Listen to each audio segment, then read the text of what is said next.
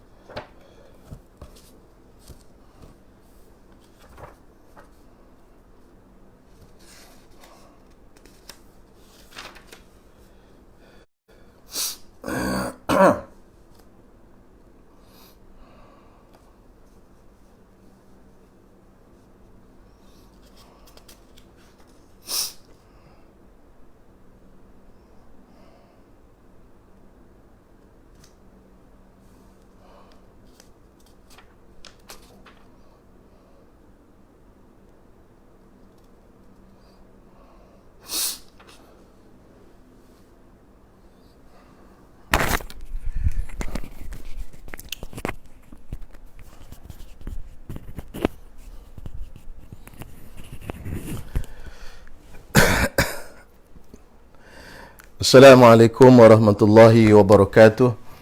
Bismillahirrahmanirrahim. Alhamdulillahi rabbil alamin. Wassalatu wassalamu ala ashrafil anbiya'i wal mursalin Sayyidina Muhammad wa ala alihi wa sahbihi ajma'in. Rabbi shrah li sadri wa yassir li amri wa hlul 'uqdatam min lisani yafqahu qawli. Subhanaka la ilma lana illa ma 'allamtana innaka antal alimul hakim.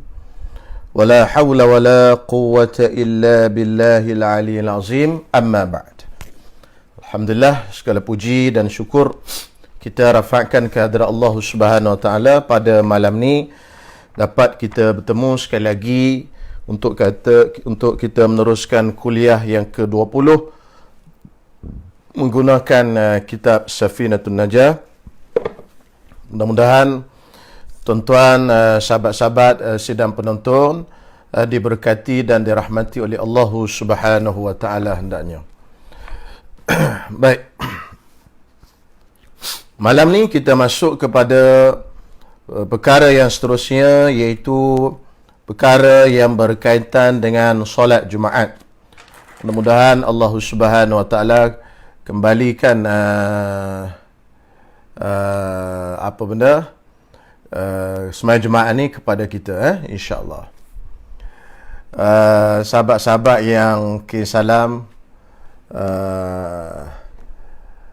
saudara Muhammad Faiz, saudara Ali, Abdul Aziz bin Ruslan, Haji Noh, Amirul Ashraf, Syekh Ibrahim, Zul Hilmi, Saudara Kemal, Ami Akasha, Latif, Tu Haji Idrus, Kak Z dan yang lain-lain lah, insya-Allah. Baik tuan-tuan yang dirahmati Allah SWT, malam ni kita sambung kepada faslun syurutul Jum'ati sittatun. Syarat sembahyang Jumaat itu ada 6. Jadi untuk sahkan syarat Jumaat itu mesti kena ada 6. Jadi di dalam perbahasan ini pengarang kita hanya menyebutkan syarat sah sembahyang Jumaat, tidak disebutkan syarat wajib sembahyang Jumaat. Jadi sebelum daripada kita masuk ni, saya sebutkan dulu, saya sebutkan sikit berkenaan dengan syarat wajib sembahyang Jumaat. Maksudnya sesiapa yang ada syarat-syarat ini, maka wajiblah ke atasnya sembahyang Jumaat. Jadi syarat yang pertama, sebelum kita masuk baca syarat sah Jumaat yang 6 ni, syarat wajib Jumaat ada 7. Siapa yang ada salah satu yang cukup 7 ini, maka wajiblah ke atasnya sembahyang Jumaat. Yang pertama, orang Islam, orang kafir tidak wajib sembahyang Jumaat. Yang kedua, baligh, kanak-kanak tidak wajib sembahyang Jumaat, tetapi kanak-kanak yang dah mumayyiz sah sembahyang Jumaatnya. Yang ketiga, berakal, orang gila tidak sah sembahyang Jumaat, tidak wajib sembahyang Jumaat. Yang keempat, merdeka, hamba amdi, tidak wajib sembahyang Jumaat. Hari ini sudah tidak ada lagi hamba amdi. Seterusnya, yang kelima, az-zukurah, lelaki. Orang perempuan tak wajib sembahyang Jumaat. Tetapi kalau dia nak sembahyang juga, sembahyangnya sah. Tak ada masalah. Cuma tidak wajib sembahyang Jumaat. Yang keenam, as-sihah, sihat. Kalau orang yang tak sihat, tidak wajib sembahyang Jumaat. Yang seterusnya, al-iqamah, bermukim. Jadi bermukim wajib sembahyang Jumaat, tidak wajib sembahyang Jumaat ke atas orang yang musafir. Okey. Jadi di dalam perbincangan mengenai sembahyang Jumaat ni kita akan jumpa dua perkara yang berbeza. Yang pertama iaitu iaitu orang yang mustautin, dan yang kedua kita akan jumpa orang yang mukim, dan yang ketiga kita akan jumpa orang yang musafir. Orang musafir tak wajib sembahyang Jumaat, orang mukim wajib sembahyang Jumaat, orang mustautin pun wajib sembahyang Jumaat. Cuma beza antara mukim dan mustautin, orang mustautin boleh masuk di dalam kiraan 40. Tetapi kalau kalau orang yang tidak mukim, maksudnya kalau orang yang tidak mustautin iaitu orang mukim, maka dia tidak termasuk dalam kiraan 40 orang. Okey, jadi misal katalah kita ni bermukim di satu tempat. Kita ambil misal student-student lah, pelajar-pelajar yang berada di universiti. Jadi dia daripada kampung dia ke universiti, bukannya dia niat nak duduk di situ selama-lamanya. Dia datang dan dia nak balik. Habis masa tempoh belajar, dia nak balik lah. Orang yang pelajar, student ni dipanggil dalam istilah fiqah, dipanggil mukim. Orang yang datang dah duduk, tapi dia tak nak jadikan di situ tanah airnya. Maka sembahyang Jumaatnya wajib, tetapi dia tidak boleh dimasuk di dalam kiraan 40 orang yang dalam bilangan sembahyang Jumaat. Itu beza antara mukim dengan mustautin. Orang mustautin maksudnya orang yang nak duduk di situ, dalam hati dia memang dia dah tak ada niat dah nak pindah, nak keluar daripada tempat itu, tak ada niat dah. Memang dia nak duduk di situ je. Contoh kita, katalah, kita macam saya kan, daripada Kelantan datang ke Selayang, duduk di Selayang. Kemudian ada rumah di sini. Dah hasrat hati kira nak duduk di sinilah katanya kan. Maka di tempat ini saya dah dikira sebagai orang mustautin di sini. Di kampung saya dah tak kira tempat mustautin dah, pasal tidak ada niat dah nak balik di sana. Tapi contoh kalau cikgu-cikgu yang datang bekerja di Kuala Lumpur, dia beli rumah di sini. Tetapi dia beli tu bukan dia nak buat tempat tinggal selama-lamanya di sini. Tiap-tiap tahun dia isi EG tukar, dia nak tukar. Kan? Nak balik ke kampung, nak tukar balik kampung. Jadi orang yang macam ni tidak boleh dikira sebagai mustautin, dia hanya dikira sebagai orang yang mukim. Maka dia wajib sembahyang Jumaat, tetapi dia tidak boleh masuk dalam kiraan 40 yang wajib 40 orang dalam mazhab kita Imam Asy-Syafi'i radhiyallahu taala anhu. Baik, selesailah syarat wajib sembahyang Jumaat, ada 7. Kemudian kita masuklah kepada kitab kita, Matan Safinatun Najah. Jadi dia kata syarat Jumaat, yakni syarat sah Jumaat.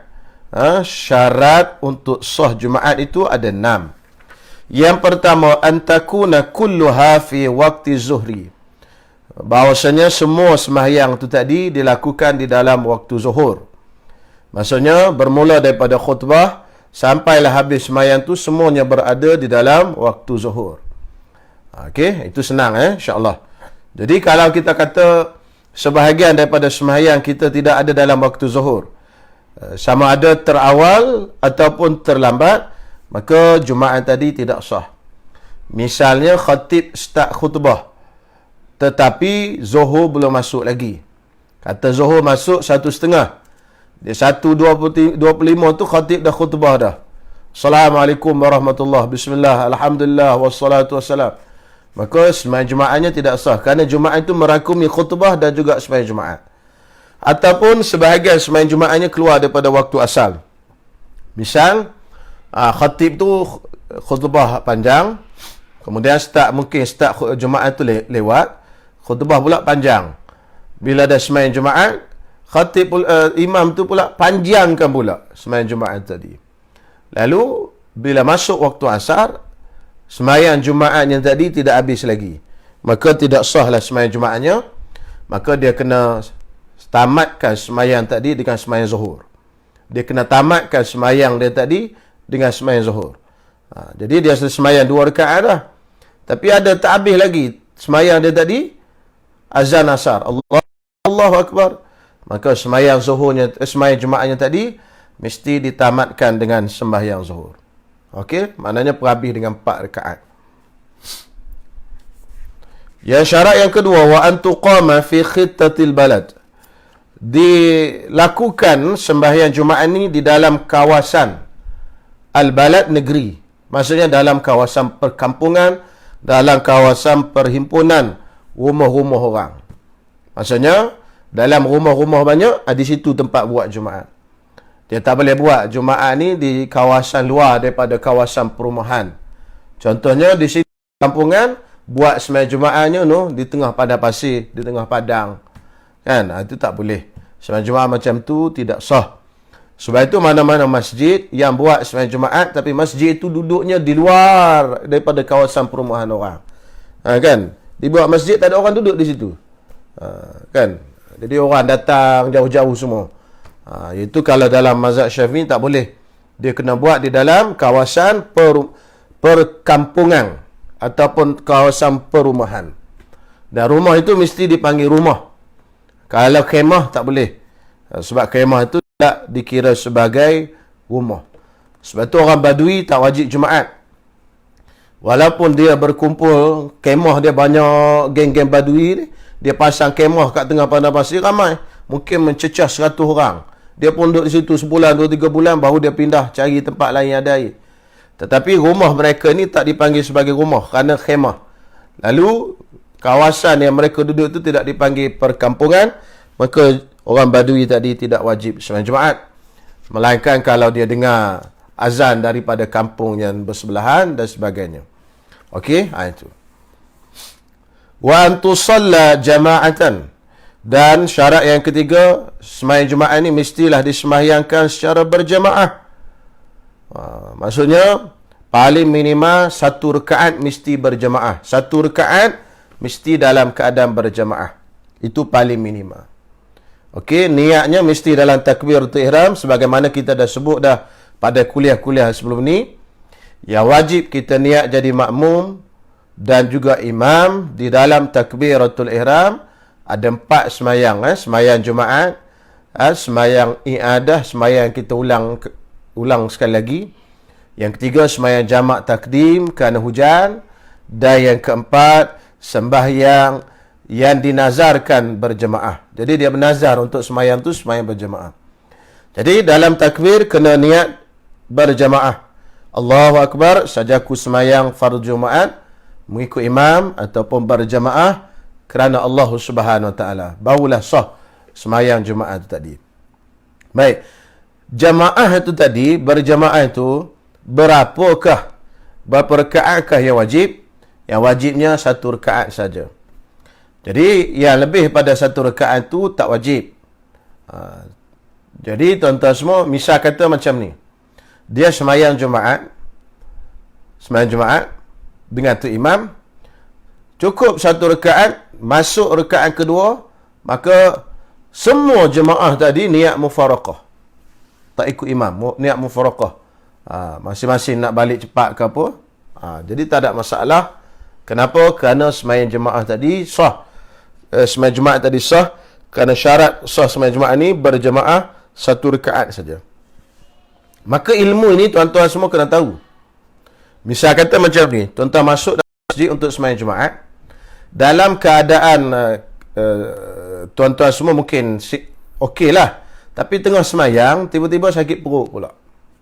Macam mana tuan-tuan nak selesaikan masalah ni? Kalau tuan-tuan boleh tahan, tuan-tuan tahan dulu sampai habis 1 rakaat dengan tu imam.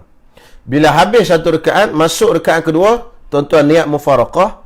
Tuan-tuan semayang seorang diri, baca Fatihah cepat-cepat, rukuk, sujud 2 kali, baca tahiyat, bagi salam, lepas tu pergi ke tandas. Maknanya baru sakit sikit-sikit lah, boleh tahan lagi. Boleh, tak ada masalah macam tu. Kalau sakit sampai dah tak boleh tahan tu, berhenti semayang. Terburai dalam masjid tu satu hal pula. Cuma maknanya ilmu ini penting untuk situasi yang kecemasan macam ni. Dan semayang Jumaat kita dah kira sah. Walaupun kita kata, aku tak habis kata imam. Walaupun kita berjemaah satu rakaat dengan imam, itu dikira sah. Tetapi bilangan 40 ni kena cukup daripada awal sampai akhir semayang. Walaupun niat mufaraqah, tapi jangan keluar daripada masjid. Kenapa? Kerana kalau keluar daripada masjid tak cukup jemaah 40 orang, maka semayang Jumaat itu tidak sah. Jadi bilangan 40 tu wajib daripada awal sampai akhir. Berjemaah wajib satu rakaat saja. Itu kena ingat. Jadi katalah kita semayang Jumaat ni cukup-cukup je 40 orang. Okey. Sudah 2 rakaat, habis 2 rakaat, imam pun bagi salam. Jemaah lain pun bagi salam semua. Lepas bagi salam, wirid pun semua, balik semua dah ke rumah. Yang seorang ni, dia tak bagi salam lagi. Duk baca doa panjang, tak ada masalah. Dah lama dah, imam balik rumah, dia tak bagi salam lagi. Tiba-tiba dia tengah duk baca doa dalam tahiyat akhir tadi, kan panjang tahiyat akhir dia, macam-macam dia baca dalam tu. Dia terkentut, batal semayang Jumaat dia. Maka, bila dia batal, tak cukuplah bilangan 40. Jadi 39 je. Pasal semayang Jumaat tadi, cukup-cukup 40 orang. Jadi 39 saja. Lalu, hak balik semua ni, tu imam dengan makmum-makmum yang balik di rumah itu semua pun batal semayang semua. Kena semayang semula. Jadi itulah jawapan bagi soalan ataupun teka-teki yang saya tulis di page saya tadi. Batal solat orang di masjid, batal solat orang yang di rumah. Macam mana? Yang macam tadi lah. Yang mana semayang Jumaatnya cukup-cukup 40 orang.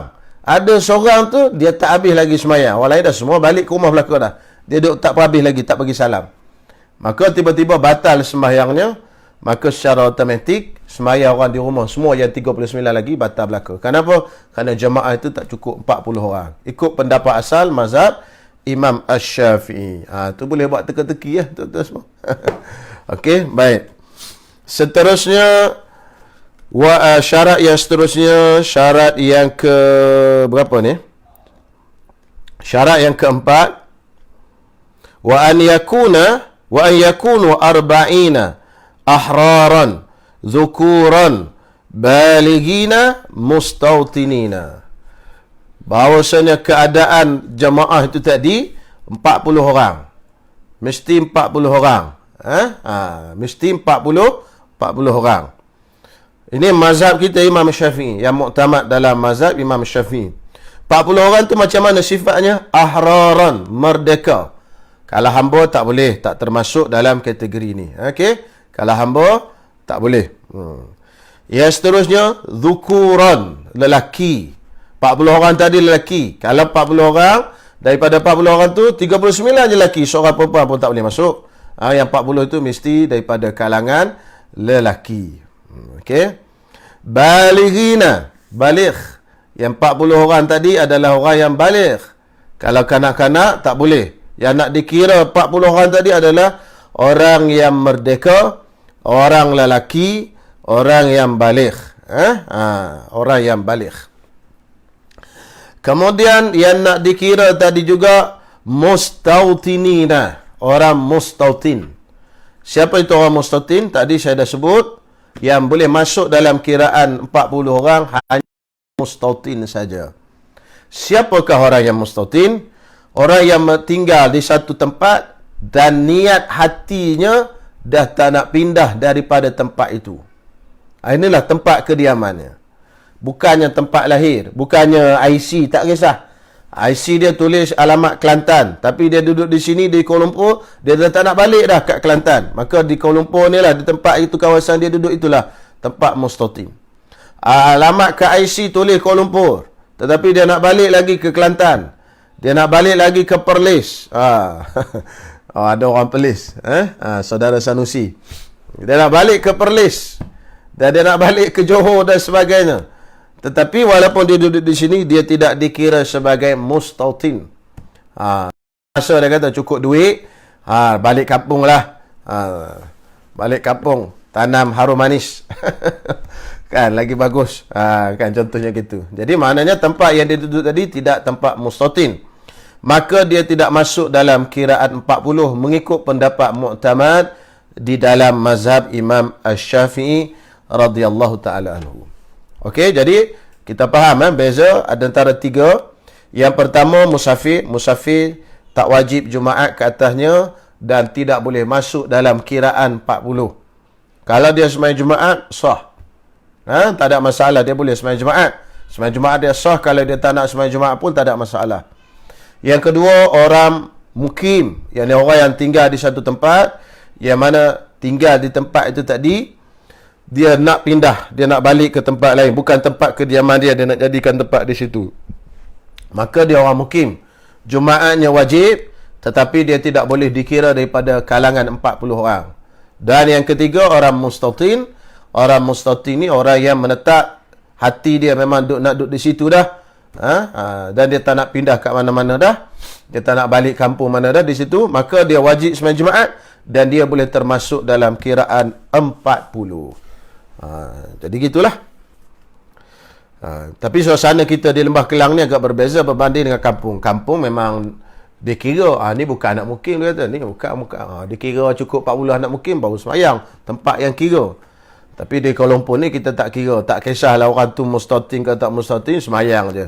Kerana apa? Kerana ikut mazhab yang lain, pendapat yang lain. Kerana sukar di Kuala Lumpur ni. Contoh kalau sembahyang di kat pejabat tu, siapa orang mustatin di pejabat tu? Kan sembahyang Jumaat di pejabat. Jadi pendapat yang mazhab Syafi'i, sembahyang di pejabat tu kita tak sah lah. Sebab apa? Sebab tak ada orang mustatin pun kawasan tu. Mana ada orang mustatin situ? Orang mukim pun mungkin tak ada, kan? Baik, selesai tuan-tuan semua. Syarat yang seterusnya, syarat yang kelima, wa alla tasbiqaha wa la tuqarinaha jum'atun fi dhalikal balad. Tidak didahului dan tidak bersama. Tidak didahului dan tidak bersama dua Jumaat di dalam negeri itu. Maksudnya kalau di tempat itu, bukan negeri maksudnya negeri Selangor tak, di tempat kawasan dibuat Jumaat tadi, kalau ada dua Jumaat, maka tidak sah sembahyang Jumaat itu yang kemudian, yang mula-mula je sah, yang kemudian tidak sah. Itu pun dengan syarat kalau tidak susah berkumpul di satu-satu tempat. Tak disusah berkumpul di satu-satu tempat.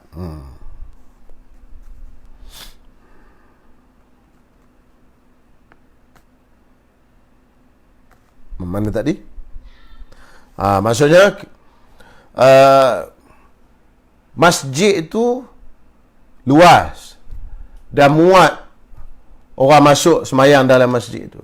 Tiba-tiba di dalam satu kampung tadi, di dalam satu mukim tadi, ada dua Jumaat. Maka kalau ikut mazhab kita Imam Syafi'i, tak sah. Sebab ada dua Jumaat dalam satu kawasan, dalam satu mukim. Ini pendapat Imam Syafi'i lah, pendapat Imam Syafi'i. Kerana Imam Syafi'i kata, di zaman Nabi SAW, walaupun masjid-masjid di sekitar Madinah banyak, tetapi mereka tidak buat Jumaat, melainkan buat di Masjid Nabawi saja. Masjid Quba ada, masjid banyaklah, masjid-masjid lain. Masjid yang Sayyidina Mu'az bin Jabal pergi jadi imam dan sebagainya, 2, 3, 4 masjid juga lah kot. Di zaman Nabi SAW, tetapi tidak mereka itu sembahyang Jumaat melainkan di Masjid Nabawi.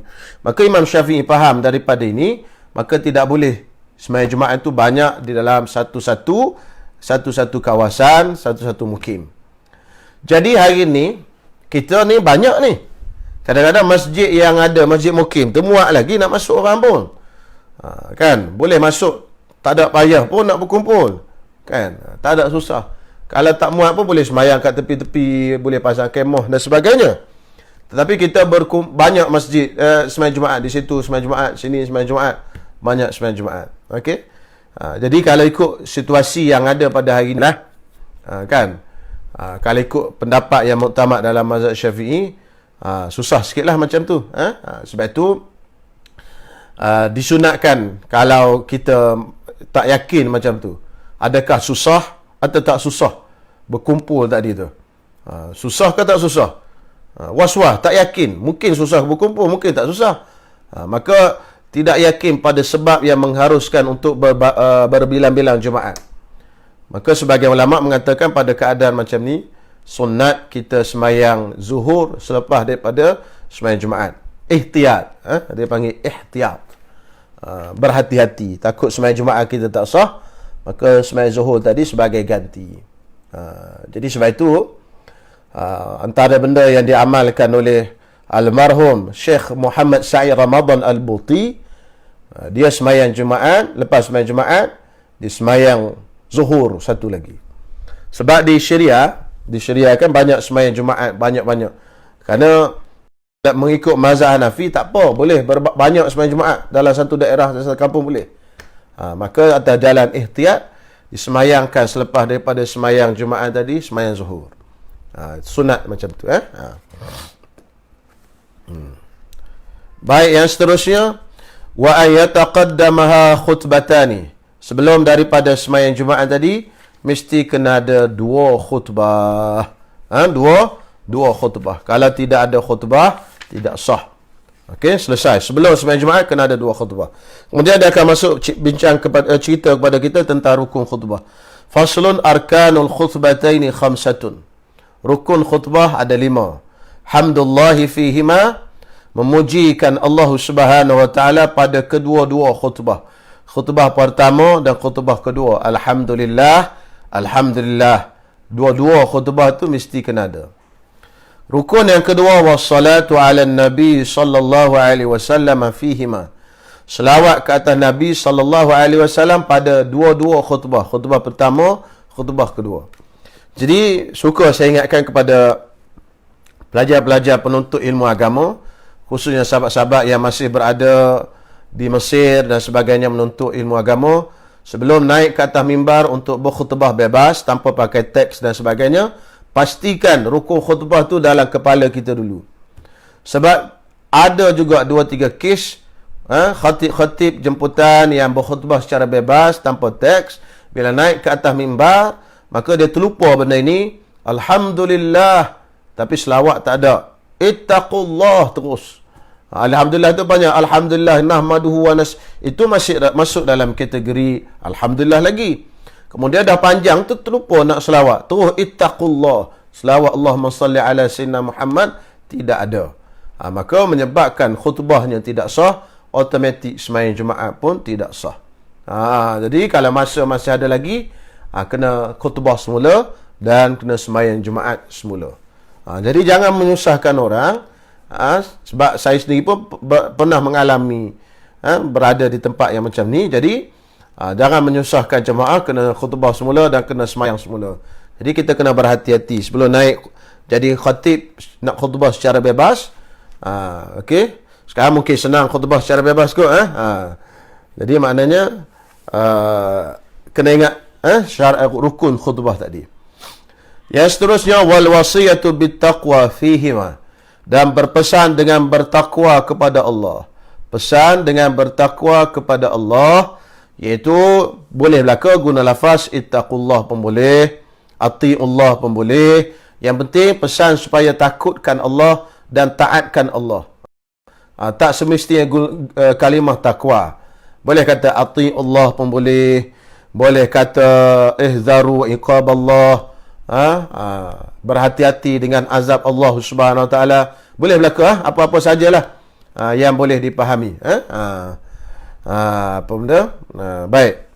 Jadi yang wasiat takwa kepada Allah Subhanahu wa taala ini, apa benda mesti kena ada pada dua-dua khutbah. Okey? Tu. 3 rukunnya. Yang keempat, wa qira'atu ayatin minal Qur'ani fi ihdahuma, dan membaca satu ayat Quran salah satu daripada 2 khutbah. Salah satu daripada 2 khutbah mesti kena baca ayat Quran. Kalau tak baca di khutbah pertama, baca di khutbah kedua. Jadi ayat Quran ni tidak syarat kena ada pada 2 khutbah. Salah satu. Cuma afdal berada di khutbah yang pertama. Kalau dah terlupa masa khutbah pertama tadi, dah semangat katakan terlupa ayat Quran, tak baca ayat Quran, baru baca hadis baru. Kan? Hadis dah baca dah. Kan? Apa benar? Kullukum ra'in wa kullukum mas'ulun an ra'iyatihi. Semua daripada kamu pemelihara dan kamu semua adalah bertanggungjawab ke atas pemeliharaan kamu. Dengung. Habis. Barakallahu lakum. Tak baca ayat Quran di khutbah pertama. Maka baca di kedua pun boleh. Tapi kalau di pertama pun tak ada ayat Quran, di khutbah kedua pun tidak ada ayat Quran, maka khutbah itu tidak sah. Okey? Tidak sah. Bila tidak sah kak? Macam biasalah, kena khutbah semula lah. Dan sembahyang Jumaat semula. Baik, yang kelima, rukun yang kelima, wad-du'a'u lil mu'minina wal mu'minat fil akhirah. Dan doa pada mukminin dan mukminat pada khutbah yang terakhir. Yakni pada khutbah yang kedua. Doa tadi mestilah doa yang berkaitan dengan akhirat. Senangnya, Allahumma ghfir lil muslimi wal muslimat. Jadi, Allahumma ghfir lil muslimi wal muslimat itu doa yang penting dalam khutbah. Okey, doa yang penting dalam khutbah. Dia rukun khutbah. Doa pada sultan bukan rukun. Dia doa pada sultan ni dia bukan rukun. Cuma dia menjadi satu kewajipan dari segi undang-undang. Kalau kita nak khutbah, mesti ada doa kepada sultan. Tetapi dia bukan rukun. Jadi kalau tak doa kat sultan pun tak ada masalah. Sah Jumaat tadi.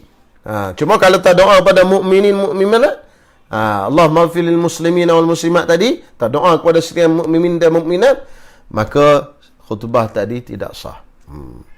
Tak doa kat sultan sah khutbah. Cuma kalau masuk penjara saya tak tahulah. Kan tentu semua. Masa saya temu duga nak ambil tauliah di Jawi, penemu duga tu tanya, "Ustaz, khutbah ke sultan apa hukum dia?" Saya kata tak ada hukum apa. Kata harus saja, nak berdoa pun boleh, tak nak berdoa pun boleh. "Iya ke?" kata dia. Dia main buat celak mata kat saya. "Iya ke?" Iyalah.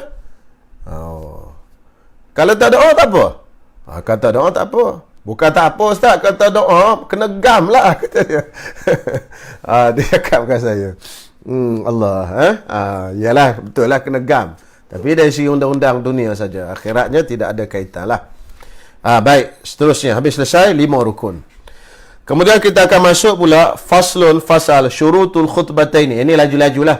Pasal bukan semua orang yang berkaitan dengan semua orang ni, banyak berkaitan dengan khatib. Kadang-kadang kita sepanjang kehidupan sampai ke hari ni pun belum pernah khutbah lagi. Cuma kita baca sepintas lalu sebagai ilmu. Syurutul khutbataini 10, syarat sah khutbah ada 10. Tadi rukun ni syarat. Yang pertama, at-taharatu 'anil hadatsainil asghari wal akbari. Iaitu yang pertama, suci daripada hadas kecil dan juga hadas besar. Kenapa? Kerana khutbah dua tadi adalah seperti semayang. Sebagaimana sembahyang kena suci daripada hadas kecil dan hadas besar, maka khutbah pun macam tu juga. Yang kedua, wat-taharatu 'anil najasati fi thawbi wal badani wal makan. Bersih daripada najis yang tidak dimaafkan pada pakaian. Okey, masa kita nak khutbah tu kena dah bersih macam pakaian solat dah. Dan juga pada badan, tubuh badan dan tempat. Jadi Tok Siak ni cuba perhatikan, takut-takut ada tai cicak atas mimbar hari Jumaat nak khutbah tu, bersihkan semuanya sekali. Takut Tok Khatib duduk berdiri atas tai cicak. Masa dia khutbah tadi, dia duduk berdiri, dia pijak tapak kaki dia atas tai cicak. Maka khutbahnya tadi tidak sah. Kenapa? Kerana tempat yang dia baca khutbah tadi, yang dia khutbah tadi, tidak suci daripada najis. Ini kena hati-hatilah. Sama macam semayang. Syarat yang ketiga, satrul aurah, tutup aurat. Sama macam semayang juga.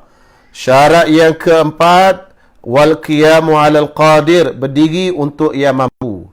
Kalau dia mampu, dia wajib berdiri. Kalau dia tak mampu, bolehlah khutbah sambil duduk. Sama macam semayang. Wal julusu bainahuma fawqa tama'ninatis salah. Duduk di antara dua khutbah melebihi kadar tamakninah semayang. Melebihi kadar tamakninah sembahyang. Tamakninah sembahyang kadar dia paling minim apa? Subhanallah. Mana kena lebih daripada tu. Duduk tu kena lebih daripada kadar menyebut subhanallah. Jadi ini pun satu teguran juga tuan-tuan semua bagi sahabat-sahabat yang nak berkhutbah secara bebas. Jadi ada kelihatan dua tiga kes jugalah. Saya sendiri pun pernah mengalami. Bukan saya buat. Saya sembahyang Jumaat di tempat yang macam tu. Khatibnya tak duduk di antara dua khutbah. Mungkin dia ingat duduk antara dua khutbah ni untuk orang-orang yang uzur ataupun tak sihat atau sebagainya kot. Sebenarnya duduk antara dua khutbah adalah rukun, adalah syarat dalam mazhab Syafi'i. Mazhab lain mungkinlah tak. Ada khilaf lah tu. Tapi kita kan di Malaysia ni majoritinya bermazhab Syafi'i. Jadi kena duduk. Bukan duduk tu pasal tok khatib tu tak sihat ke apa dak, lenguh ke apa dak. Itu adalah syarat. Sebab mungkin mereka faham duduk antara dua khutbah ni untuk orang-orang tua hak letih kot. Aku tak apa muda lagi, larat lagi, tak payah duduk Habis khutbah pertama, terus dia sambung khutbah yang kedua. Ini satu masalah ni. Jadi menyebabkan khutbah tadi tidak sah. Kerana apa? Kerana tidak cukup syarat. Ini kena hati-hati ya. Jadi duduk kadarnya melebihi kadar subhanallah, dan sunat duduk tu kadar membaca surah Al-Ikhlas. Bismillahirrahmanirrahim. Qul huwallahu ahad, Allahus samad, lam yalid wa lam yulad wa lam yakul lahu kufuwan ahad. Dan sunat dibaca surah Al-Ikhlas tadi ketika duduk tadi. Sebab itu dalam kitab Nailur Rajak dia kata apa? Wa yusannu an yaqra'aha fihi, dan sunat sunat dibaca surah Al-Ikhlas ketika dia duduk tadi. Sunat duduk kadar membaca surah Al-Ikhlas. Kadar. Kalau dia tak baca, makna kadar itulah. Kalau dia baca, itu lebih afdal, itu sunat. Sunat dibaca surah Al-Ikhlas. Baik. Sekiranya khatib tu tak duduk, dan kita adalah khatib tu terus khutbah yang kedua. Okey, kita yang jemaah ni kita pun tegur. Khatib kena duduk. Syarat duduk. Lalu khatib pun berhenti dan dia duduk dan dia start balik khutbah. Kalau dia tak berhenti duduk, maka dikira satu khutbah. Kalau dia tak duduk, dikira satu je khutbah dia.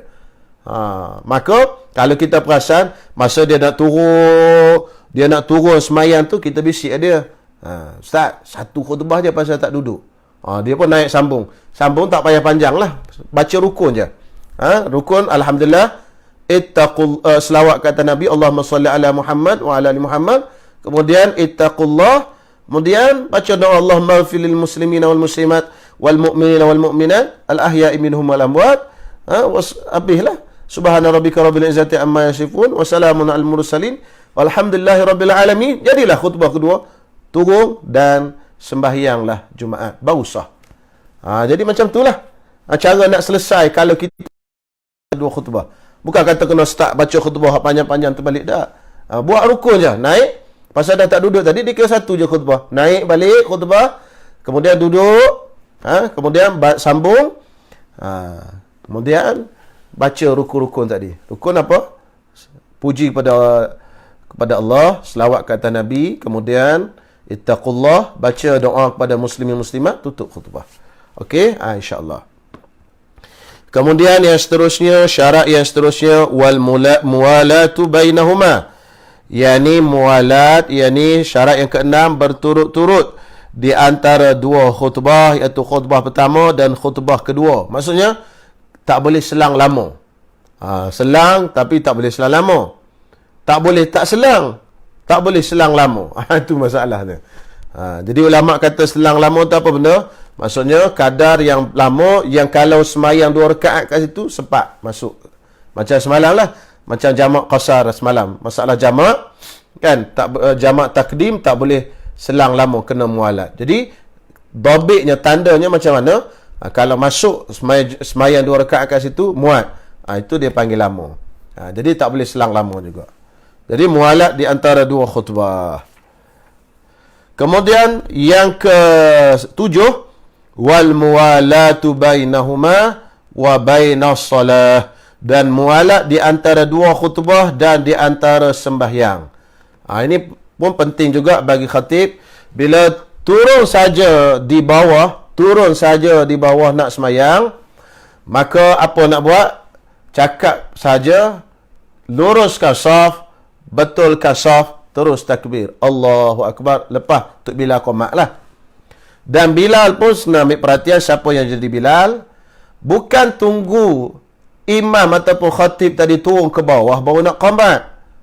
Kan? Biasa kan tu imam kan lepas habis khutbah dia kata dah kan. Wala dzikrullahi akbar wallahu ya'lamu ma tasna'un. Aqimis solah, dia kata. Apa makna aqimis solah? Hei Tok Bilal, qamat semayang. Qamat. Aqimis solah tu makna qamat. Tapi Tok Bilal ni jadi masalahnya, dia tengok dulu Tok Khatib nak turun. Tok Khatib dah ambil posisi apa semua, dia baru nak qamat. Allahu Akbar, Allahu Akbar. Berlagu pula qamatnya. Panjang pula. Lepas tu Tok Imam pula ambil mic. Tuan-tuan yang dirahmati Allah, khutbah pula situ. Ceramah. Tolong rapatkan saf, luruskan saf, hak belakang sana tu, hak belakang sana ni, rapat. Untuk sembahyang lain tak ada masalah. Tapi sembahyang Jumaat bukan macam tu tuan-tuan semua. Sebab ini syarat yang ketujuh, mualat. Jadi aqimis solah, khatib kata tu aqimis solah tu, Tok Bilal bangun qamat terus. Allahu Akbar, Allahu Akbar. Belok je tu imam sampai ke tempat sembahyang, tamat qamat. Bila tamat qamat, tu imam buat apa? Tu imam baca doa selepas qamat pun tak sunat. Allahumma rabbah zidat, tak sunat. Disebut dalam kitab Nihayatuz Zain, tidak sunat imam baca Allahumma rabbah zidat wa titamah salatil qaimah, tak sunat. Tu imam apa? Terus luruskan saf, rapatkan saf. Allahu Akbar, takbir terus. Kenapa? Untuk menjaga mualat berturut-turut di antara khutbah dan sembahyang. Jangan bagi selang lama. Kalau selang lama, lama tu maksudnya macam mana? Lama tu sampai boleh masuk 2 rakaat kat situ. Maka batallah mualat, kena khutbah semula. Ini jadi masalah ni ya. Jadi untuk mentahqiqkan, maksudnya membenar-benar betul-betul mualat tu tadi, jadi tak disunatkan bagi imam baca doa Allahumma rabbah zidan tamah wassalatil qaimah. Oh, dia baca pula satu-satu pula habis. Selepas dia baca tu pula, dia pun pegang mikrofon, luruskan saf, hak luar tu masuk masuk. Dia pun tengok, cek dulu tuan-tuan semua. Ini nampak bagus, tetapi sebenarnya salah. Jadi kalau dah lama, habis. Habis kena khutbah balik. Jelas kan tuan-tuan semua? Ini bagi sahabat-sahabat yang jadi khatib tu kena maklum lah benda ni Wa antakuna bil arabiyyah, dan syarat yang seterusnya yang ke-8, rukun-rukun khutbah tadi mestilah di dalam bahasa Arab. Rukun selain daripada itu ulama kata tak apa. Hak lain daripada rukun tu tak apa, boleh. Cuma rukun mesti di dalam bahasa Arab. Kemudian yang syarat yang seterusnya tadi, wa an yusmi'aha arba'ina, mestilah khutbah tadi didengari oleh 40 orang. Jadi 39 termasuk dirinya sendiri, 40 mesti wajib didengari. Jadi wajib didengari oleh 40. 40 yang mana? 40 yang wajib, yang mustautin tadi, yang wajib dan boleh dikira. Tu hak 40 tu tadi mesti didengari. 40 orang tadi. Kalau hak lain dengar, kan, yang orang mustautin ni tak cukup 40 orang dengar. Ni masalah. Jadi kalau mikrofon, zaman dulu mikrofon tak ada, maka geng-geng mustautin ni kena tak dekat dengan tu imam. Biar dia dengar 40. Hak geng tak mustautin ni, mukim, musafir ke apa semua, duduk belakang. Sebab apa? Sebab mereka ni mesti kena dengar hak 40 tu. Kalau sekarang tak apa, mikrofon ada, boleh dengar belakang dah.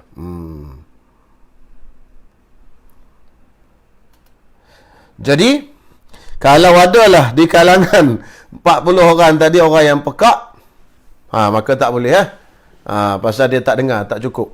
Kan, dia mesti tahu. So tu dalam Nailur Rajat ni kata, amma samamu wal bu'du 'anil khatibi fayadurru ittifaqan. Ada pempekak dan duk jauh daripada khatib, bila sebab pekak tak dengar, sebab duk jauh daripada khatib tak dengar, maka itu mudarat, maksudnya tak sah sembahyang Jumaat tadi. Ni hak 40 orang tadi, hak minimal 40 orang yang mustautin tadi. Tak boleh dalam 40 orang ni pekak, dan tak boleh dalam 40 orang ni duk jauh daripada tu imam sampai tak dengar. Kalau jenis tak ada mikrofon lah, mesti duk dekat dan mesti 40 ni kena dengar. Hak lain tak dengar tak apa. Okey. 40 tu mesti kena dengar. Tapi alhamdulillah Allah Taala telah ilhamkan kepada manusia untuk mereka mikrofon pada akhir zaman ni. Alhamdulillah. InsyaAllah. Maknanya sejauh-jauh pun boleh dengar ada mikrofon. Okey. Kalau khutbah itu tadi, kalau betul-betul nak ikut mazhab Syafi'i, hari itu mic-nya rosak. Maka sebelum memulakan khutbah, maka perlu disusunkan dulu orang-orang mustatin ni duduk dekat dengan mimbar. Okey. Kalau mic rosak itu. Jadi kena pandailah. Pengurusi atau nazir, hari ni tuan-tuan minta maaf lah, mic rosak. Jadi hak mustatin ni mari duduk dekat-dekat dulu. Kalau hak mustatin ni jauh tak dengar khutbah 40, daripada 40 orang tadi tak dengar, maka tidak sah. Okey. Seterusnya, itu dia kata amma samamu wal bu'du anil khatibi fayadurru ittifaqan. Ini memudaratkan mana tak sah Jumaat itu dengan sepakat antara Imam Ramli dan Ibn Hajar. Syarat yang seterusnya, syarat yang ke-10 dan syarat yang terakhirlah. Wa an takuna kulluha ay kullul khutbataini fi waqti zuhri. Hendaklah kedua-dua khutbah tadi di dalam waktu zuhur. Maksudnya macam saya sebut tadilah, kalau khutbah sebelum masuk zuhur pun tak boleh. Kalau dah keluar masuk waktu zuhur pun tak boleh juga. Okey? Mesti sembahyang dan khutbah itu dilakukan di dalam waktu zuhur. InsyaAllah. Jadi insyaAllah malam besok kita sambut bab jenazah. InsyaAllah. Dan tak tahulah sempat tak habis sebelum Ramadan ni. Saya doakan mudah cepatlah. Sempatlah kot. InsyaAllah kita malam terakhir kita akan baca Rabu malam Khamis insyaAllah. Sebab dia jangka Khamis malam Jumaat tu dah Ramadan. Jadi hari Rabu lah last insyaAllah. Jadi besok Ahad ada 4 hari lagi. Mudah-mudahan kita sempatlah habis sampai ke bab puasa nanti. InsyaAllah. Jadi besok kita sambung dengan pengurusan jenazah. Kemudian habis pengurusan jenazah tu bab zakat sikit je. Bab zakat dalam kitab ni dia tak banyak. Kemudian masuk bab puasa insyaAllah. Rasanya sempatlah sampai hari Rabu nanti insyaAllah. Jadi masa pun dah 10.23. Setakat dulu insyaAllah. Jadi saya cuba jawab soalan yang ada tuan-tuan tulis ni. Bismillahirrahmanirrahim. Allahumma hidayatan lis-shawab. Mana soalan ni?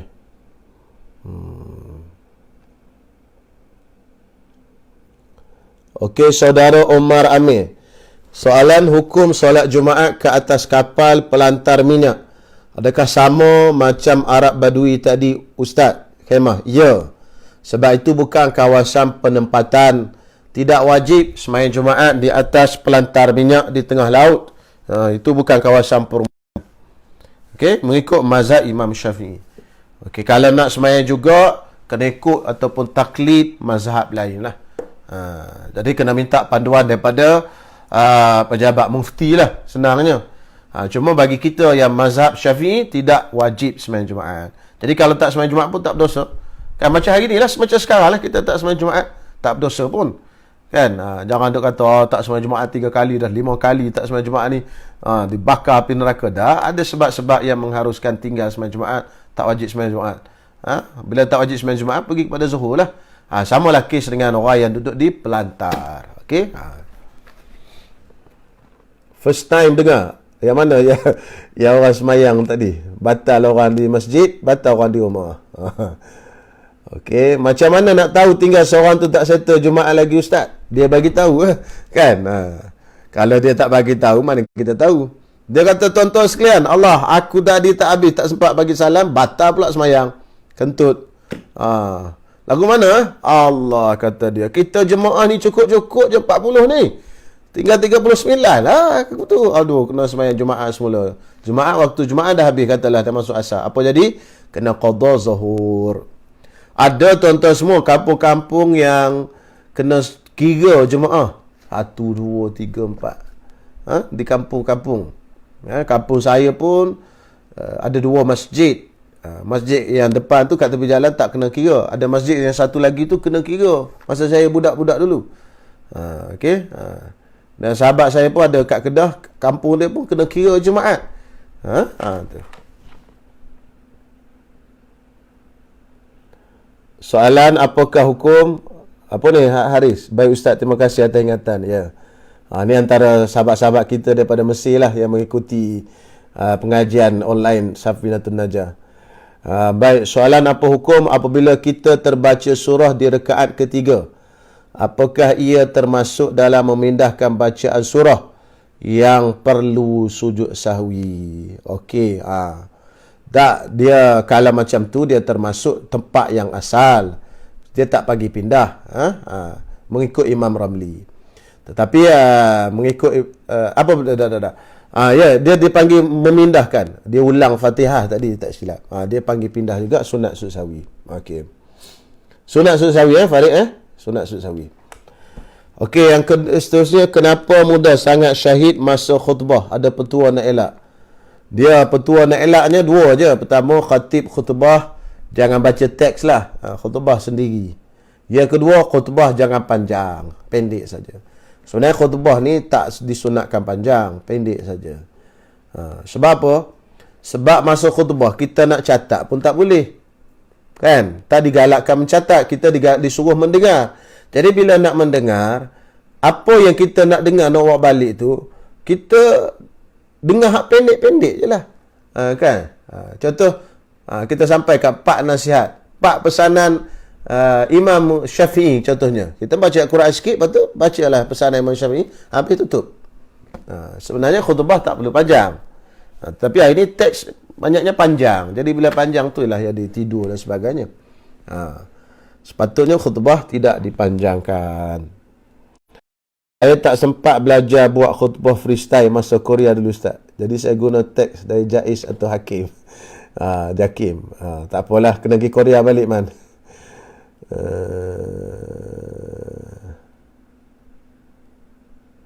Soalan, gugur tak Jumaat kalau bertepatan dengan hari raya? Mazhab jumhur ulama tak gugur Jumaat. Mazhab Hambali gugur. Jadi mazhab kita Imam Syafi'i, Jumaat hari raya tetap wajib sembahyang Jumaat. Kenapa? Kerana sembahyang hari raya itu sunat. Dia tak boleh menggantikan sembahyang hari raya. Kan? Sembahyang Jumaat. Sunat tak boleh ganti yang fardu. Jadi jumhur ulama, termasuklah mazhab kita, tidak gugur sembahyang Jumaat pada hari raya walaupun dah sembahyang raya. Itu mazhab kita Imam Asy-Syafi'i radhiyallahu taala anhu. Ada pun hadis yang Nabi SAW suruh orang kampung apa saya tengok balik pada lepas mereka sembahyang raya balik. Dia begini, yang Nabi suruh balik itu, kata ulama mazhab Syafi'i, orang kampung tu memang dia kampung di luar Madinah. Dia memang tak wajib Jumaat pun. Bila dia balik tak perlu sembahyang Jumaat dah. Sebab apa? Sebab orang yang wajib Jumaat ni orang yang duduk dalam kawasan khittatul balad tadi, dalam kawasan perkampungan. Jadi yang orang yang datang di zaman Nabi tu, lepas dia sembahyang hari raya, dia sama macam kita juga lah, sembahyang raya ramai keluar-keluar kan. Lepas tu lepas sembahyang raya Nabi suruh dia balik. Tak payah tunggu sembahyang Jumaat. Memanglah pasal memang asal mereka tak sembahyang Jumaat, tak wajib sembahyang Jumaat pun. Kenapa? Kerana mereka berada di kawasan luar, pinggir kota Madinah, di luar, tak wajib. Gitu kita sekarang ni kita tak boleh nak gambar lah kota-kota pinggir luar apa semua, pasal kita ni jadi duduk Kuala Lumpur ni. Kalau yang menonton Kuala Lumpur ni maknanya kampung ataupun rumah ni bersambung-sambung semua, kan. Jadi yang mana dalam kota, yang di luar kota. Jadi yang itu maksudnya. Memang ada hadis, tapi takwilan ulama mazhab Syafi'i macam tu. Saudara Khalid ARG, boleh yang baca khutbah orang lain tapi imam solat Jumaat orang lain? Sebab saya pernah kena tolak jadi imam masa bertugas di Sarawak. Baik, boleh. Cuma ulama kata, ulama letak syarat yang nak jadi imam tadi mesti mendengar khutbah daripada awal sampai akhir. Maknanya dia dengar semua rukun-rukun. Maksudnya kita duduk di bawah. Okey, kita di bawah, kita datang daripada awal lagi.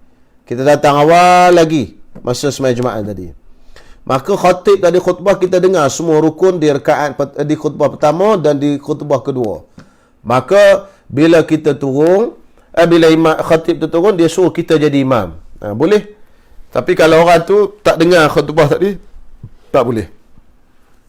Tak dengar khutbah tadi, tak boleh. Itulah mengikut syarat yang disebut dalam kitab fiqh mazhab Syafi'i. Kalau berbilang Jumaat, macam mana nak diketahui Jumaat mana yang sah dan batal? Jumaat yang awal lah. Kalau berbilang Jumaat, mana Jumaat yang pertama sah, Jumaat yang kedua batal. Nak diketahui yang mana awal, yang mana akhir dengan huruf Ra imam. Allahu Akbar. Yang mana sebut Ra dulu? Kan? Semua ulama kira belaka. Macam mana nak tahu kan? Kau sebut Ra buku berapa? Kan? Itu kira. Jadi siapa yang sebut Ra dulu? Allahu Akbar. Tu, takbir tu. Yang sebut Ra dulu, itu yang awal. Yang sebut Ra kemudian, itu yang lewat. Jadi yang sebut Ra kemudian tu, itulah yang tidak sah mengikut mazhab Syafi'i yang salah. Cuma hari ini kita dah dapat persetujuan daripada pejabat mufti, daripada majlis agama dan sebagainya. Mereka yang berkuasa boleh memilih mana-mana mazhab. Samalah sembahyang Jumaat di ofis dan sebagainya. Mereka yang berkuasa boleh memilih mana-mana mazhab untuk maslahah. Kalau tak dibuat Jumaat di ofis dan sebagainya, akhirnya orang-orang ni malas nak pergi sembahyang Jumaat. Jadi dia tidur kat ofis je. Pasal jauh nak pergi ke sana ke sini kan. Pergi makan jauh tak apa. Jadi kita layan je lah kemanjaan mereka tadi. Keloketkan mereka dan sebagainya. Jadi majlis agama layan saja. Jadi buatlah sembahyang Jumaat tu di ofis dan sebagainya. Kerana nak melayan orang-orang yang macam ni lah. Ustaz Izmir, maaf Ustaz nak tanya. Kalau khatib terlupa puji Allah ke atau selawat ke tengah baca khutbah itu, boleh ke makmum tegur atau peringatan khatib tengah khutbah itu? Ya boleh. Tak ada masalah. Dan boleh bercakap pun. Semayang pun kita boleh tegur. Tapi semayang tu tegurnya dengan Subhanallah. Tetapi khutbah boleh tegur, boleh bercakap. Kerana bercakap ni dalam mazhab kita Imam Syafi'i yang mu'tamad, hukumnya makruh. Apatah lagi kalau bercakap tu bercakap dengan khatib. Bercakap dengan orang sebelah pun tidak haram yang mu'tamad dalam mazhab Syafi'i. Hukumnya makruh. Mazhab yang lagi 3 haram. Jadi tak ada masalah, boleh. Cuma tegur dengan berpada lah kita katakan. Kalau dia terlupa kata dia nak baca Alhamdulillah sampai tengah jalan memang tak baca ni, kita pun angkatlah tangan. Kita pun sebutlah perlahan, Alhamdulillah tak baca. Contoh gitulah. Jangan pula memalukan khatib tu. Khatib, Alhamdulillah tak baca. Ni apa punya khatib ni? Kata dia. Dia pula membebel kat khatib macam tu. Yalah, kan kadang-kadang terlupa. Boleh, tak ada masalah, boleh tegur. Soalan berkaitan jamak takdim. Katakan selepas solat yang pertama, tertiba nak buang air.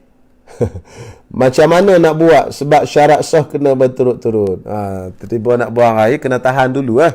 Kalau tak tahan, dah pergi, dah putus berturut-turut, maka sembahyang kedua kena sembahyang di dalam waktu yang kedua. Itu je lah, nak buat macam mana? Kan, tak ada rezeki kita lah. Kalau boleh tahan, tahan dulu, sembahyang lah.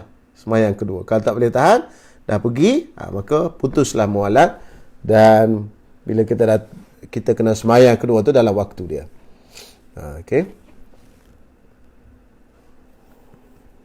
Nak tanya, kalau khatib tu memang berkhutbah dalam keadaan duduk sebab tak mampu berdiri, macam mana nak beza dua khutbah? Untuk bezakan di antara dua khutbah, dia berhenti sekejap dan niat dalam hati dia masa dia berhenti tadi, dia khutbah masa duduk, maka habis khutbah pertama, untuk dia sambung khutbah kedua, dia duduk jugalah. Jadi dia niat dalam hati dia itu duduk bagi khutbah, untuk bezakan khutbah pertama dengan khutbah yang kedua. Tak perlu dia berubah. Tadi dia atas kursi, tak perlu dia turun ke bawah ke lantai ke wadak lah. Cuma dengan niat dalam hati, insya-Allah jadilah benda itu. Diam dan masa dia diam tu dengan qasad nak duduk, nak membezakan antara khutbah pertama dan khutbah kedua. Untuk jemaah yang tegur khutbah akan hilang pahala mendengar khutbah? Tidak. Tak ada masalah. Tak dengar. Yang hilang pahala ni kalau bercakap dengan benda yang tidak ada faedah. Hilang pahala. Yang ni tak ada masalah. Ini bercakap kita dengan khatib. Sebab tu Nabi SAW sendiri pun pernah bercakap dengan orang. Ada seorang lelaki nama dia Sulaik Al-Ghatfani. Masuk dalam masjid, dia pun duduk. Lalu Nabi SAW tanya dia, hal sallaita qabla an taji? Adakah kamu dah semayang sebelum kamu datang ni? Dia jawab, la, tak. Tak ada masalah. Qum fasalli raka'ataini. Bangun dan semayang 2 rakaat. Atau kama qala Rasul sallallahu alaihi wasallam. Jadi tak ada masalah. Apa yang baik makmum buat masa khatib duduk antara 2 khutbah? Masa duduk antara 2 khutbah itu antara waktu mustajab doa, maka disunatkan makmum untuk berdoa ketika itu. Digalakkan. Jadi bacaan macam mana? Bacaan paling elok sekali yang disuruh oleh khatib. Kan? Apa khatib suruh kita buat masa kita duduk antara 2, kita duduk masa khatib duduk antara 2 khutbah tadi? Khatib suruh buat apa? Kita faham tak khatib sebut tu? Barakallahu li wa lakum fil Qur'anil azim wa nafa'ani wa iyyakum bima fihi minal ayati wadh-dhikril hakim wa taqabbala minni wa minkum tilawatahu innahu huwas samiul alim. Aqulu qawli hadha wa astaghfirullahal azim li wa lakum wa lisairil muslimina wal muslimat. Kemudian khatib kata apa? Fastaghfiruh. Hei sekalian manusia, beristighfarlah kamu kepada Allah. Fastaghfiruh. Tu khatib suruh kita beristighfar. Fastaghfiruh. Innahu huwal ghafurur rahim. Sesungguhnya Allah Ta'ala itu Maha Pengampun dan Maha Penyayang. Lalu khatib suruh kita beristighfar. Kita pun istighfar lah. Kan? Astaghfirullahalazim. Ataupun kita baca doa yang sayyidul istighfar. Allahumma anta rabbi la ilaha illa anta khalaqtani wa ana abduka wa ana ala ahdika wa ahdika ma stata'tu sampai habis. Itu insya-Allah. Ustaz, ada satu lagi soalan, macam mana kalau khatib sedang berkhutbah tiba-tiba terbatal wuduk khatib? Perlukah ada orang lain ganti khatib tersebut? Ya, sama seperti semayang, istikhlaf, ganti. Maka bila ada terbatal dia kena turun dan orang yang lain naik, imam yang satu lagi naik dan sambung. Kalau orang tak naik sambung, biar lama, maka putus khutbah tadi, maka kena khutbah balik. Boleh istikhlaf. Maksudnya berhenti, turun, tunjuklah kat siapa-siapa, ataupun tak tunjuk pun tak apa. Kan, biasa kan ada Datuk Bilal. Sebab itu Tok Bilal tu duduk belakang Tok Imam. Kalau Tok Imam batal pun dia naik. Kalau Tok Imam tak boleh batal wuduk khutbah pun sama. Jadi dia sama macam semayang. Kalau khutbah semayang ada istikhlaf, ganti.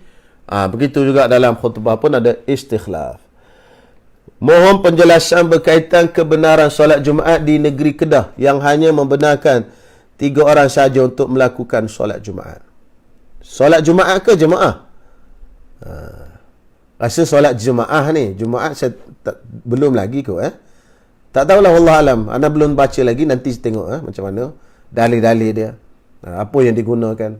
Mungkin ambil pendapat mazhab lain ke, wallahu alam. Jadi nanti anda tengok dulu lah. Nuah.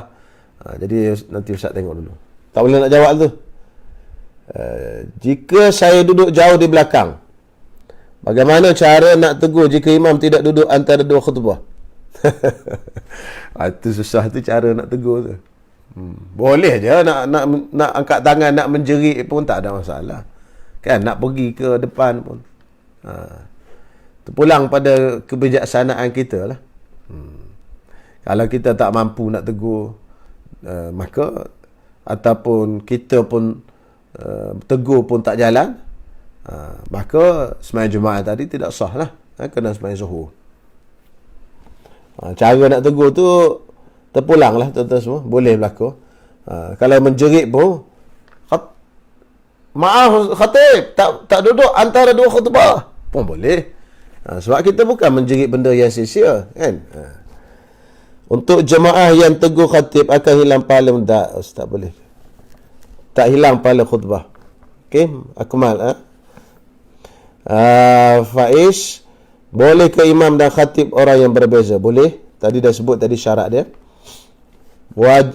Amirul Ashraf, makmum wajib dengan khutbah keseluruhannya ke Ustaz? Tidak wajib dengar. Yang wajib didengari khutbah 40 orang tadi. Makmum tak dengar pun tak apa. Bukan tak apa, sah khutbah, sah semayangnya tadi.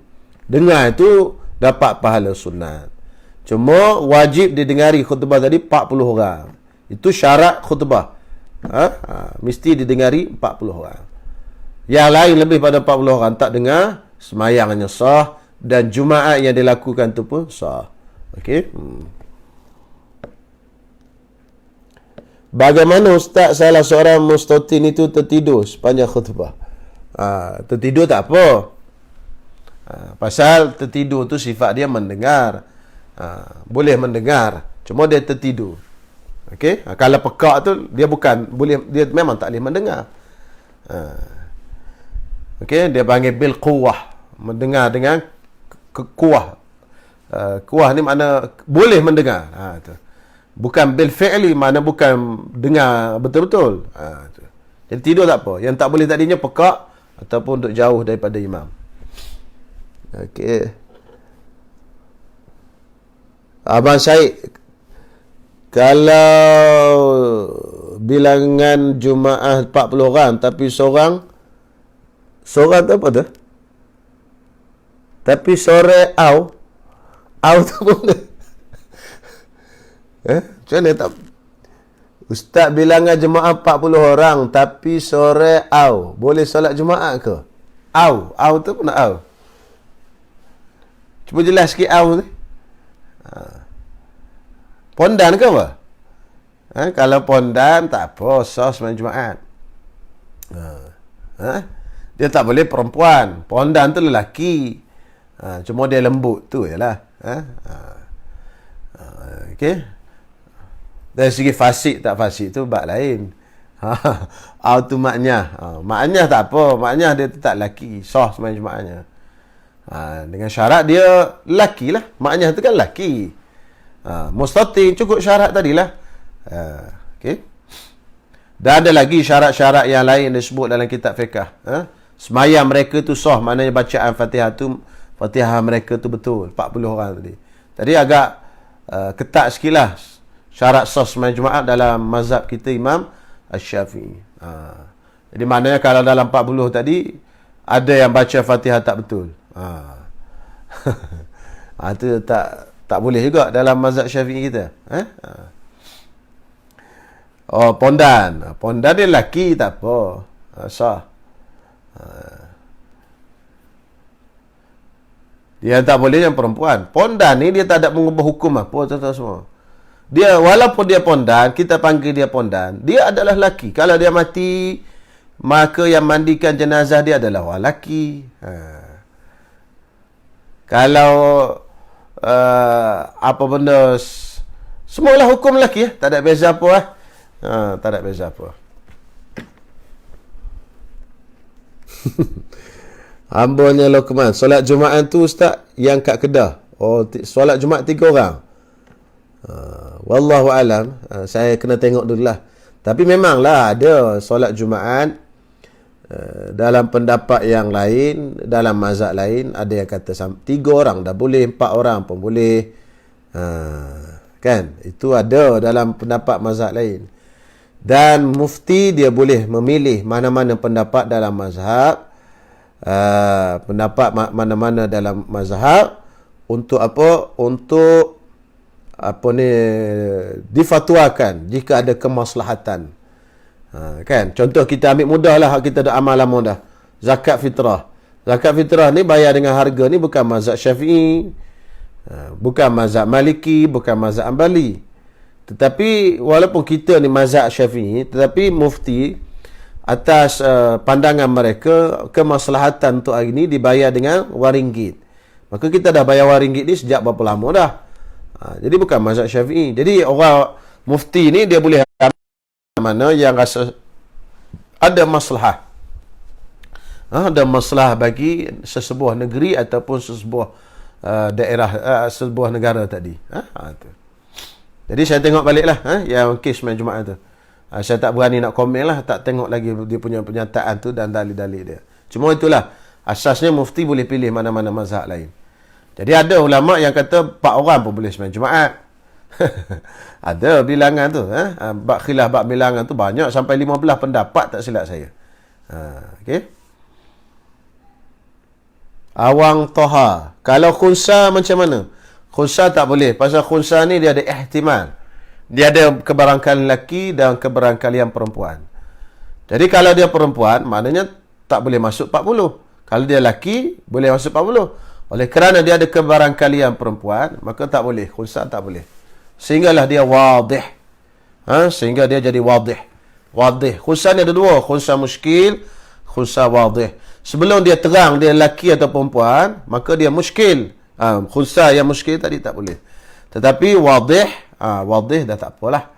Dah jadi dah lelaki atau perempuan. Macam mana nak tentukan dia wadih atau muskil? Kan 3 cara saya sebut malam tu. Ada pernah saya sebut pada kuliah yang sekat-sekat itu. Pertama, tentukan kencing kat mana. Okey? Lepas tu kalau dah dewasa, tengok keluar darah haid ke mani.